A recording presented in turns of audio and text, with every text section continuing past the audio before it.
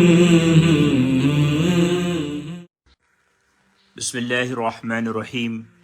کل ہماری آیت نمبر 8 تک کا سبق مکمل ہوا تھا۔ آج ہم لوگ سورہ کہف کی آیت نمبر 9 تا 11 ہم اس کو کریں گے۔ اعوذ باللہ من الشیطان الرجیم، بسم اللہ الرحمن الرحیم۔ ام حسبت ان اصحاب القہف والرقیم كانوا من آياتنا عجبا إذ أوى الفتية إلى الكهف فقالوا ربنا آتنا من لدنك رحمة وهيئ لنا من أمرنا رشدا وضربنا على آذانهم في الكهف سنين عددا۔ اس کا ترجمہ یہ کہ ام حسبت ان اصحاب الکہف والرقیم، کیا نبی السلام کیا آپ یہ خیال کرتے ہیں کہ غار والے اور پہاڑ والے کیا وہ ہماری عجیب نشانیوں میں سے تھے؟ اذ اول فتیۃ الی الکہف، جب نوجوانوں نے پناہ لی غار میں، فقالوا تو انہوں نے عرض کی، ربنا آتینا من لدنک رحمہ، اے پروردگار ہمیں اپنے پاس سے رحمت کیجئے، وہیئ لنا من امرنا رشدا، اور ہمارے لیے مہیا کر دیجئے ہدایت کا سامان یا درستی کا سامان۔ وضربنا علی آذانہم فی الکہف سنین عددا، تو پھر ہم نے سال تک ان پر نیند کا پردہ ڈال دیا۔ اور تو ٹھیک ہے، یہاں تک ہمارا ترجمہ مکمل ہوا 3 آیات کا۔ پہلی آیت میں یہ اللہ تعالیٰ نے نبی علیہ السلام کو مخاطب کیا، لیکن اصل نبی علیہ السلام کو خطاب کرتے ہوئے اصل مخاطب یہودی ہیں۔ یہودیوں نے جب یہ سوالات بھیجے تھے تو روایات میں آتا ہے فَإِنَّهُ كَانَ لَهُمْ أَمْرٌ عَجِيبٌ، کہ ان کے لیے اصحاب کہف کا قصہ بڑی عجیب بات تھی، بہت حیران کن بات تھی۔ وہ یہ سمجھتے تھے کہ اس کا جو جواب ہے وہ مانگا جائے نبی علیہ السلام سے، ان کا امتحان لیا جائے۔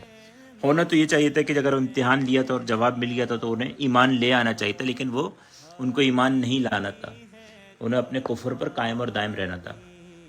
پھر اللہ تعالیٰ یہ بھی فرما رہے ہیں یہاں پر کہ آپ اس قصے کو عجیب سمجھتے ہیں۔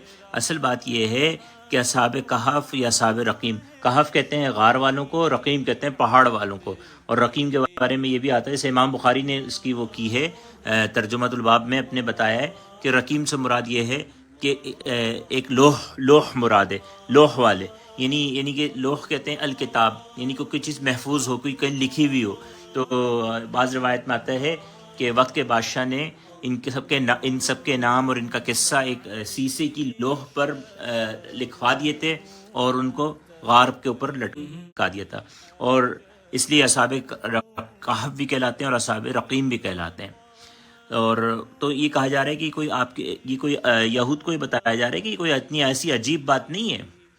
اس سے زیادہ عجیب بات یہ تھی کہ اللہ تعالیٰ نے اپنی مخلوقات پیدا کی، ساتوں آسمان زمین یہ سب پیدا کیے، اور اتنی بڑی بڑی مخلوقات اللہ تعالیٰ نے بنائیں، اور جو کہ وجود ہی نہیں رکھتی تھیں، جو معدوم تھیں، معدوم سے ان کو وجود بخش دیا، ان کو وجود میں لے آئے۔ تو یہ اصحاب کہف تو پہلے سے ہی موجود تھے، اور ان کو تو صرف اتنا کیا گیا ہے کہ 300 سال یا 309 سال کی ان کو نیند عطا کی گئی ہے، ان کو نیند دے دی گئی۔ تو یہ اتنا بڑا عجوبہ بات نہیں تھی جو اس پر حیران زیادہ ہوئے۔ حیران کن بات پہ جو تھی وہ اللہ تعالیٰ کو اس کی مخلوقات کے ذریعے سے پہچان لینا، یہ ضروری تھا ان کے لیے، وہ انہوں نے نہیں کیا۔ پھر اللہ تعالیٰ ان کا قصہ اجمالی طور پہ بیان کر رہے ہیں، یہاں پہ تھوڑا سا آگے تفصیل سے آئے گا۔ تو اللہ تعالیٰ فرمائے اذ اول فتیہ، جب پناہ لے لی غار کے اندر، غار میں جب اللہ تعالیٰ ان نوجوانوں نے پناہ لی، تو جب بھی اللہ والے جو ہوں گے، اللہ والوں کی کیا پہچان ہے کہ اللہ والے ہر حال میں جب شکر کرتے ہیں یا صبر کرتے ہیں، ہر حال میں اللہ سے دعا مانگتے ہیں، کثرت سے دعا مانگتے ہیں، اتنی زیادہ دعا مانگتے ہیں اللہ تعالیٰ سے کہ اللہ تعالیٰ کے محبوب اور اللہ کے ولی بن جاتے ہیں۔ تو اصحاب کہف جو تھے، انہوں نے جب غار میں پناہ لی تو انہوں نے کیا دعا مانگی؟ ربنا آتینا من لدنک رحمہ، اے ہمارے پروردگار، ہے ہمارے پالنہار، کہ ہمیں دے دیجئے اپنے پاس سے رحمت، ہمیں اپنے پاس سے رحمت بخشیے، ہمیں آپ کی رحمت، یعنی کہ ہم آپ کی رحمت کے طلبگار ہیں۔ وَهَيِّئْ لَنَا مِنْ أَمْرِنَا رَشَدًا، اور ہمیں مہیا کر دیجئے اپنے حکم سے، ہمیں کیا مہیا کر دیجئے؟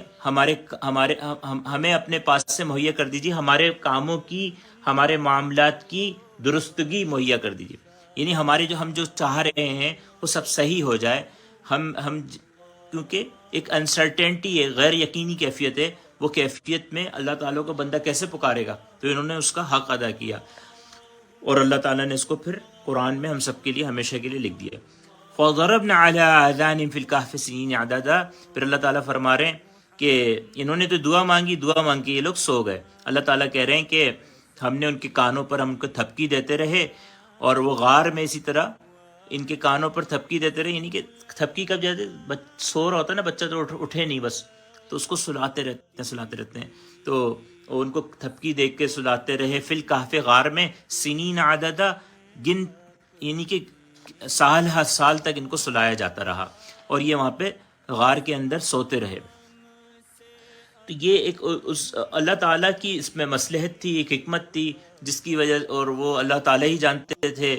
وہ تو یہ اصحاب کہف بھی اس سے واقف نہیں تھے کہ ان کو کس مصلحت کے تحت سلایا گیا. لیکن جب یہ اس کے بعد وہ واقعہ ہوا کہ یہ حضرت عیسیٰ علیہ السلام سے تقریباً چند سو سال پہلے کا واقعہ ہے. اس دوران یہ سوتے رہے، اس دوران عیسیٰ علیہ السلام بھی مبعوث ہو کے دنیا سے اللہ تعالیٰ نے انہیں آسمانوں پر اٹھا لیا. ٹھیک ہے، تو عیسیٰ علیہ السلام کا بھی زمانہ ختم ہوا، لیکن اس کے بعد جو ہے وہ جو اس زمانے میں عیسیٰ علیہ السلام کی تعلیمات کی وجہ سے لوگ مومن ہو گئے تھے، بہت سارے لوگ ایمان لے آئے تھے. اور وقت کا بادشاہ، لیکن وہاں پہ بحث چل رہی تھی کیونکہ ابھی مکمل طور پہ سب میں ایمان نہیں تھا، تو موت کے بعد دوبارہ زندہ ہونے پہ بحث چل پڑی تھی، جس پہ وقت کا بادشاہ جو تھا دعا مانگ رہا تھا کہ اللہ تعالیٰ کوئی ایسی سبیل پیدا کر دے کہ میں ان لوگوں کو یہ بات سمجھا سکوں کہ موت کے بعد بھی دوبارہ زندگی ہوتی ہے. تو یہ آگے اس قصے کو انشاءاللہ تفصیل سے بیان کیا جائے گا. ٹھیک ہے، تو یہاں تک ہم نے ہمارا طریقہ کار مختصر رکھنے کا ہے، تو انشاءاللہ تعالیٰ پھر کل اس کو مزید مکمل کریں گے، آگے چلیں گے. لے کے جزاکم اللہ خیر.